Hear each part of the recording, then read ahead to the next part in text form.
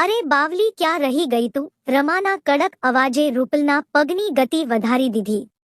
બસ આવું છું મામી. રૂપલ ઝડપથી ચાલતી મામીથી આગળ વધી, તેના હાથમાંની બંને થેલીઓ જમીન પર મૂકી અને દરવાજાનું તાળું ખોલ્યું. જલ્દી જમવાની તૈયારી કર, તારા મામા જલ્દી ઓફિસેથી આવશે, રમાએ સોફા પર લંબાવતા કહ્યું. હા મામી, કહી રૂપલ તેના કપડાં બદલીને ચોકમાં પ્રવેશી. એક બાજુ કુકરમાં બટાકાને ગેસ પર બાફવા મૂક્યા અને બીજી બાજુ ઝડપથી તવા કાઢી અને લોટ બાંધવા લાગી. લોટ બાંધતી વખતે રૂપલનું ધ્યાન અચાનક તેના હાથ પર ગયું. તેને હાથે અણગમો લાગ્યો. આજે પણ ગુરુ મહારાજ તેના હાથ પકડીને તેને ઘણી વેળા સહેજ કરતા રહ્યા અને તે કંઈ બોલી ન શકી. તેમને જોઈને ખૂબ નફરત થાય છે, પણ હું મારી મામીને કેવી રીતે ના પાડી શકું? તે તેને દર બીજા કે ત્રીજા દિવસે ગુરુ કમલા પ્રસાદની સેવા કરવા મોકલે છે. રૂપલ પહેલીવાર ત્યાં ગઈ ત્યારે એ મોટો આશ્રમ જોઈને બહુ ખુશ થઈ. ખુલ્લી જગ્યા, ચારે બાજુ હરિયાળી હતી. લાંબી દાઢી અને સહેજ બહાર નીકળેલું પેટ ધરાવતા ગુરુ મહારાજ. કપાળ પર મોટું તિલક, સફેદ વસ્ત્રો ધારણ કરીને, ચાંદીથી ચમકતા સિંહાસન પર આંખો બંધ કરીને બેઠેલા. પહેલી નજરે એક અત્યંત સિદ્ધ મહાત્મા જણાતા હતા, જેમના દર્શનથી લાગતું હતું કે તેના ઘરની બધી સમસ્યાઓનો અંત આવી રહ્યો છે. તેનો વારો આવ્યો ત્યારે રૂપલ નિર્ભયપણે તેમની નજીક ગઈ. મહારાજ લાંબા સમય સુધી તેની સામે જોઈ રહ્યા. તેના માથા પર હાથ મૂકીને તેને આશીર્વાદ આપ્યા. મામીની ખુશીની કોઈ સીમા નહોતી. તે દિવસે ગુરુ મહારાજના આશીર્વાદ તેમના પર અન્ય કરતા વધુ વરસ્યા હતા. પાછા ફરતી વખતે મહારાજાના એક સેવકે મામીના કાનમાં કંઈક કહ્યું, જેના કારણે તેમના ચહેરા પર ચમક આવી ગઈ. ત્યારથી દર બીજા કે ત્રીજા દિવસે તે રૂપલને મહારાજ પાસે મોકલે છે. આંટી કહે છે કે ગુરુ મહારાજની કૃપાથી તેના ઘરની પરિસ્થિતિ સુધરશે, જેનાથી બંને નાની બહેનોનું ભણતર સરળ બનશે અને તેમનું ભવિષ્ય સારું બનશે. રૂપલ પણ તેની માને મદદ કરવા માંગે છે અને તેનો બોજ ઓછો કરવા માંગે છે. તેથી જ તે તેને અને તેની બે નાની બહેનોને ગામમાં છોડીને અહીં તેની મામી સાથે રહેવા આવી છે. ગયા વર્ષે જ્યારે મામા મામી ગામમાં આવ્યા હતા, ત્યારે રૂપલને તેની માં આંચલ સાથે તેની આંખોના ભીના ખૂણા લોહતી જોઈને, તેનું વ્યથા કહેતી જોઈને દુઃખી થઈ ગઈ હતી. રૂપલ 14 વર્ષની હતી, પરંતુ હજુ પણ તે બાળપણમાંથી બહાર આવી શકી નહોતી. આર્થિક સ્થિતિ નબળી હોવાને કારણે અભ્યાસ છોડવો પડ્યો, પરંતુ તેમ છતાં સહેલીઓ સાથે મસ્તી મજાક ચાલુ હતી. પણ તે દિવસે દરવાજા પાછળ ઊભેલી રૂપલને તેની માની તકલીફો જાણીને નવાઈ લાગી. 4 વર્ષ પહેલા તેમના શિક્ષક બાઉજીનું કોઈ અસાધ્ય રોગને કારણે અવસાન થયું હતું. માં બહુ ભણેલી ન હતી, તેથી સ્કૂલ મેનેજમેન્ટ તેના માટે પિતાની જગ્યાએ શિક્ષક તરીકે નોકરીની વ્યવસ્થા ન થઈ. તેને પટાવાળા અને નોકરડીઓની દેખરેખની નોકરી આપીને નાના પગારની વ્યવસ્થા કરી. અહીં બાઉજીની સારવાર માટે ઘણી જમીન વેચવી પડી. ઘર પણ ઠાકુર કાકા પાસે ગીરવ હતું. તેથી હવે નજીવી ખેતી અને માની નાની નોકરીને 4 લોકોના ખર્ચને પહોંચી વળવા અસમર્થ હતા. તે સમયે રૂપલને તેની માની વેદનાથી અજાણ હોવાથી પોતાની જાત પર ખૂબ ગુસ્સો આવતો હતો. એટલે જ જ્યારે તેની મામીએ તેને તેની સાથે જવાનું કહ્યું, ત્યારે તેણે કંઈ પણ વિચાર્યા વિના તરત જ હા પાડી દીધી. ત્યારથી રૂપલ જે તેના મામા સાથે રહેતી હતી, તેણે તેને ફરિયાદ કરવાની કોઈ તક ન આપી. શરૂઆતમાં મામીએ તેને કહ્યું હતું કે જુઓ રૂપલ, અમને કોઈ સંતાન નથી, એટલે અમે તને અમારી ભાભી પાસેથી દત્તક લીધી છે. હવેથી તમારે અહીં જ રહેવાનું છે અને અમને તારા માતા પિતા માનવાના છે. અમે તને ઘણું ભણાવશું, જેટલું તું ઈચ્છે તેટલું. રૂપલ એ મામીના આ શબ્દોને ગાંઠે બાંધી દીધા હતા. પણ તેમની સાથે રહેતી વખતે તે સમજી ગઈ હતી કે મામી તેને તેના કોઈ લાભ માટે અહીં લાવ્યા છે. તેમ છતાં તેણીએ જે પણ કહ્યું તેનો વિરોધ કર્યા વિના તે તેની મામીનું ઢીંગલીની જેમ કહ્યું તે બધું પાડ્યું, જેથી ગામમાં માં અને બહેનો સારી રીતે જીવન જીવી શકે.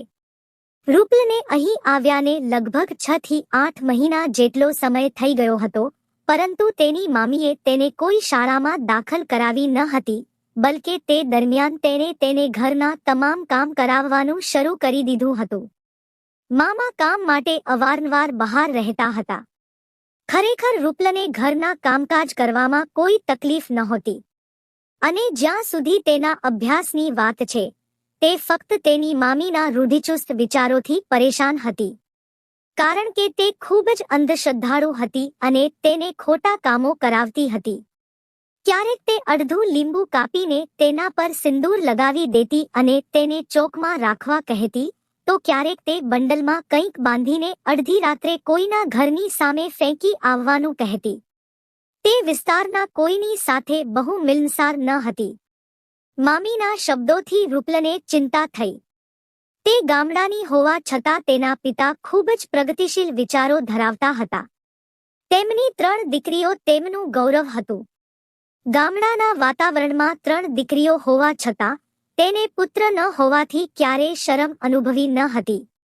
આવા જ વિચારોથી ભરેલી રૂપલ અંધશ્રદ્ધામાં બિલકુલ માનતી ન હતી, પરંતુ ઈચ્છતા ન હોવા છતાં તેની મામીની હેત્રપિંડીઓનો ભાગ બનવું પડતું. કારણ કે જો તે આમાં સહેજ પણ આનાકાની કરે, તો તેની મામી તરત જ તેની માને ફિને કરે અને તેના વિશે ગપસપ કરશે અને તેને ઠપકો આપશે. પણ હવે રૂપલ સાથે જે થઈ રહ્યું હતું તે વધુ ખરાબ હતું. છેલ્લા કેટલાક સમયથી તેને લાગ્યું કે આશ્રમના કામના બહાને તેને જાણી જોઈને ગુરુજી સાથે એકલી છોડી દેવામાં આવતી. રૂપલ ચોક્કસપણે નાની હતી, પણ એટલી નાની નહોતી કે તે તેના પર દૂષિત ઈરાદાને ઓળખી ન શકે. તેણે ગુરુદેવને તેમના ખાસ રૂમમાં આશ્રમની અન્ય દાસી સાથે જે સ્થિતિમાં જોયા હતા તે તેને ખૂબ જ ખોટું લાગ્યું. ગુરુદેવ પ્રત્યેની તેમની ભક્તિ અને શ્રદ્ધા એ જ ક્ષણે તૂટી ગઈ હતી. પરંતુ જ્યારે તેણે તેની મામીને આ વાત કહી, ત્યારે તેણે તેને આંખની યુક્તિ ગણાવી અને મામલો ત્યાં જ ખતમ કરવા કહ્યું. ત્યારથી રૂપલના મનમાં આતંકની લાગણી ઘેરાઈ ગઈ હતી. તે તેની મામી વિના તે આશ્રમમાં પગ મૂકવા માંગતી નહોતી. સ્વપ્નમાં પણ તે બાબા તેની આંખોમાં લાલ દોરીઓ સાથે તેની મજાક ઉડાવતા તેની તરફ આગળ વધતા હતા અને રૂપલ તેની ઊંઘમાં ડરથી ધ્રુજતી હતી. પણ મામીનો ગુસ્સો તેને ત્યાં જવા મજબૂર કરતો. આખરે આ સ્થિતિમાં હું ક્યાં સુધી ટકી શકું? કાશ હું મમ્મીને કહી શકું તો તે આવીને મને અહીંથી લઈ જાય. રૂપલની આંખોમાંથી વેદના વહી ગઈ. બહેરી થઈ ગયા છે કે શું? કુકરની સીટી વાગે છે, તને સંભળાતું નથી? અચાનક મામીએ બૂમ પાડી ત્યારે રૂપલે તેના ગાલ પરના આંસુ હળવેથી લૂણ્યા. હા મામી, હું અહીં જ છું કહીને ગેસ પરથી કુકર ઉતાર્યું. સાંભળ, આજે ગુરુજીએ ફોન કર્યો છે, બધું કામ પતાવીને ત્યાં ચાલી જજે. મામીએ રૂપલને સવારે મામાની ઓફિસે જતા જ આદેશ આપ્યો. મામી, મારે તમને એક વાત કરવી છે, થોડી ડરેલી રૂપલ બોલી. મારે પેલા બાબા પાસે નથી જવું. તે મને એકલી બોલાવે છે અને મને જેવું તેવું કહે છે. મને ખૂબ જ ખરાબ લાગે છે.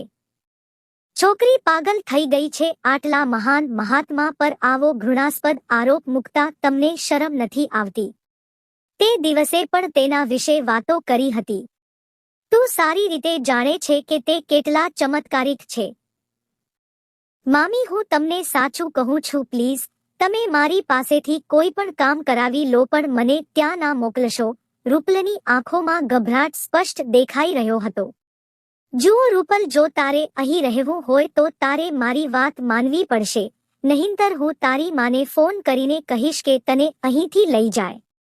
ના મામી, માં પહેલેથી જ ખૂબ જ પરેશાન છે, તેને ફોન ના કરશો. તમે જ્યાં કહેશો ત્યાં હું જઈશ, રૂપલે ઉદાસીથી કહ્યું અને તેના હાથ છોડી દીધા. આ સાંભળીને મામીના હોઠ પર સ્મિત ફેલાઈ ગયું. મને ખબર નથી, પણ તે દિવસે રૂપલની મામી પણ તેની સાથે ગુરુજીના આશ્રમમાં પહોંચી હતી.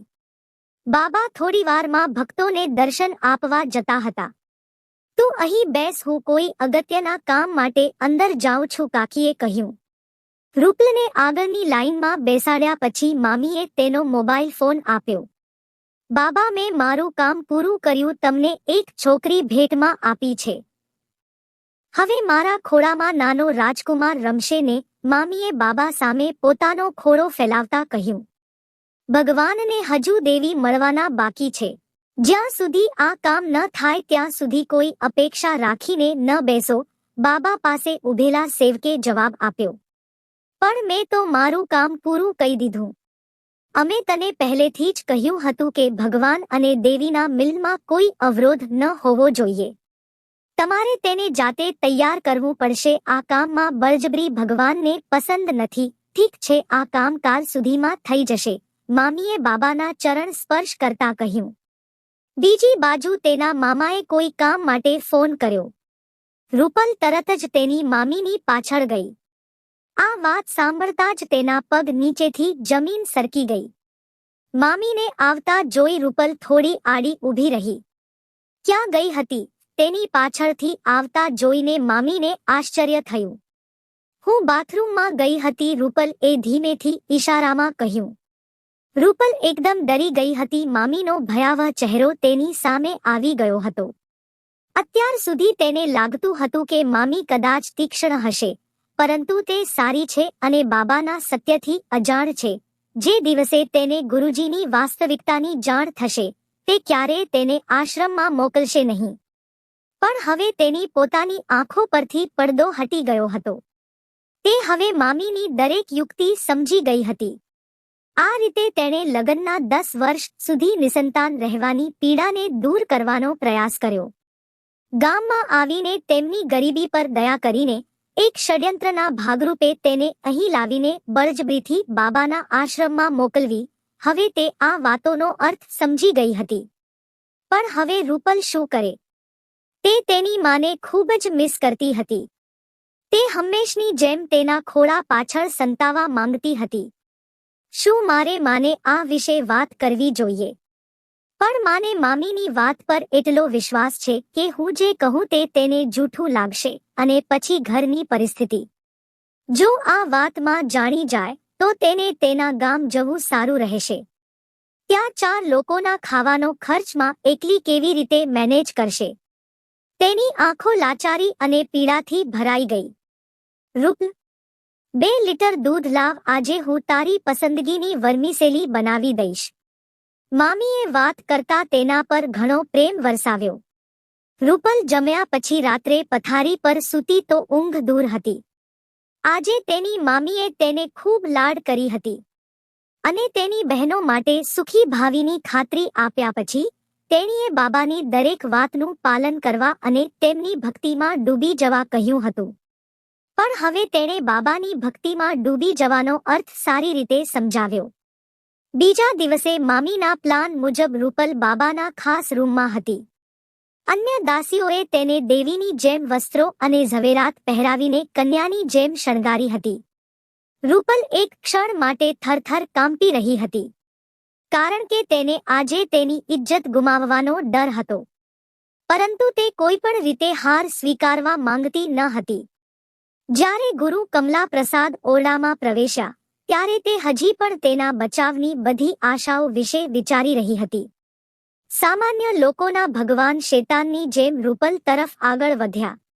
બાબા, હું તમારા પગે પડું છું, મારા પર દયા કરો, મને જવા દો.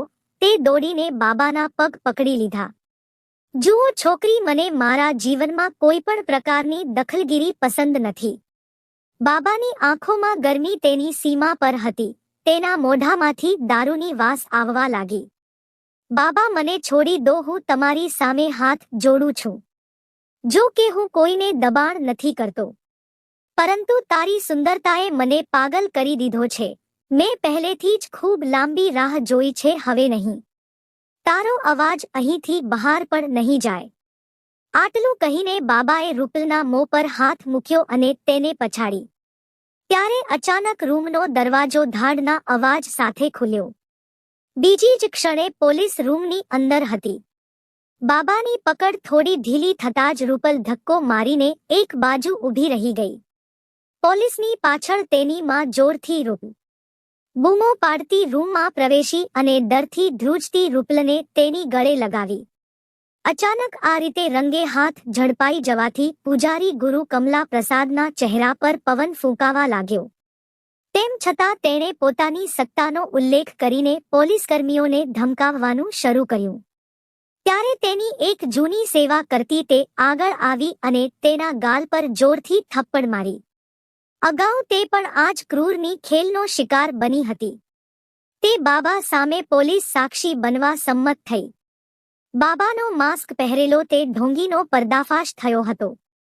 આખરે એક સગીર બાળકી પર બળજબરી બદલ બાબાની તાત્કાલિક ધરપકડ કરવામાં આવી હતી. તેના તમામ ગોરખધંધાઓ કાયદાના સકંજામાં આવી ચૂક્યા હતા. માની છાતી સાથે ચોંટી ગયેલી રૂપલને હજુ પણ વિશ્વાસ નહોતો આવતો કે તે સુરક્ષિત રીતે બચી ગઈ છે. મામીએ મને અહીં જબરદસ્તી. હું બધું જાણું છું, મારી દીકરી માએ તેના માથા પર હાથ ફેરવતા કહ્યું. ચિંતા ન કરો ભાભીને પણ સજા થશે. પોલીસે તેની ધરપકડ કરી લીધી છે. મારી દીકરીની આ દુર્દશા માટે હું તેને ક્યારેય માફ નહીં કરું. તું મારી સાથે રહીશ મારી દીકરી. તારી માં ગરીબ હોઈ શકે પરંતુ લાચાર નથી. હું તને ક્યારેય કોઈ નુકસાન થવા નહીં દઉં. હું એટલી હેતરાઈ કે ભાભીની વાતથી પ્રભાવિત થઈ ગઈ અને સોનેરી ભવિષ્યના લોભમાં મેં તને મારાથી દૂર કરી. ધન્ય છે તારો પાડોશી જેણે તારા આપેલા નંબર પર ફોન કરીને મને આ વાતની જાણ કરી. નહીંતર હું મારી જાતને ક્યારેય માફ કરી શકી ન હોત. મમ્મી શર્મમાં પોતાની જાતને કોસતી હતી. મને માફ કરજો બહેન, હું રમાની વાસ્તવિકતાથી અજાણ હતો. મારાથી પણ ભૂલ થઈ છે. મેં તેના પર બધું છોડી દીધું હતું. રૂપલ કેવા પ્રકારની પરિસ્થિતિમાં જીવે છે તે જાણવાની ક્યારેય કોશિશ કરી નહીં.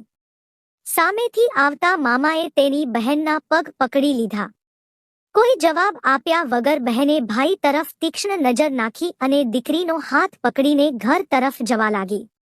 મનમાં રૂપલ એ પાડોશીનો આભાર માની રહી હતી, જેમને તેણે નોકર માટે દૂધ લાવતી વખતે તેની માનો ફોન નંબર આપ્યો હતો અને તેણે જ તેની મામીના કૃત્ય વિશે સમયસર જાણ કરી હતી, જેના કારણે તે આજે તેની અંધશ્રદ્ધાથી છૂટી ગઈ હતી.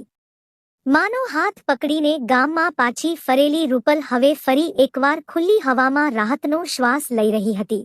મિત્રો, આવી મજેદાર કહાની સાંભળવા માટે ચેનલને સબસ્ક્રાઇબ કરી બેલ પર ઓલ ક્લિક કરી દો. આભાર.